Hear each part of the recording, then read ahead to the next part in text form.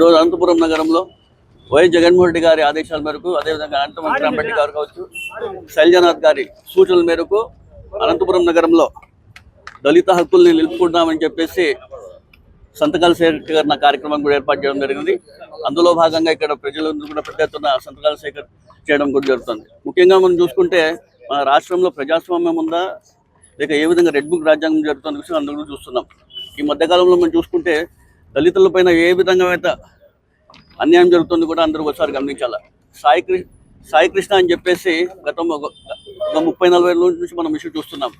ఏ విధంగా అయితే ఆ తల్లి ఆవేదన అనేక సార్లు పోలీస్ స్టేషన్కి వెళ్ళి అనేక సార్లు కంప్లైంట్ ఇచ్చినా కూడా ఇక్కడ పట్టించుకోకపోవడం, ఆఖరికి జగన్మోహన్ రెడ్డి గారు వాళ్ళ ఇంటికి వెళ్ళినాక ఈ రోజు కుటుంబ ప్రభుత్వం రెస్పాండ్ అయ్యే పరిస్థితి మనం చూస్తున్నాం. అదేవిధంగా క్రాంతి కుమార్ సంబంధించి కూడా ఇన్నాళ్ళు జరుగుతుంది ఇష్యూ, ఇప్పటికి కూడా కుటుంబ పట్టించుకోపోవడం.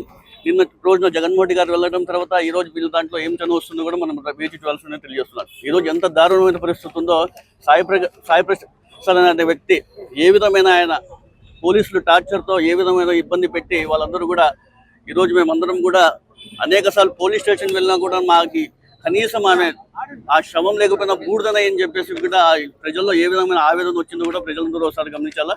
ఎంత పరిస్థితి దారుణంగా ఉందో ప్రజలందరూ ఒకసారి గమనించాలి. క్రాంతి కుమార్ సంబంధించి కూడా పోలీసులు ఏ విధంగా టార్చర్ పెట్టిన విషయం కూడా మనం చూసాం. ఆఖరికి ఒక సెల్ఫీ వీడియో పెట్టుకొని నేను ఈ టార్చర్ నేను తట్టుకోలేను, ఖచ్చితంగా నేను చనిపోతానని చెప్పేసి ఒక సెల్ఫీ వీడియో పెట్టి రిలీజ్ చేయడం గురించి జరిగినాం.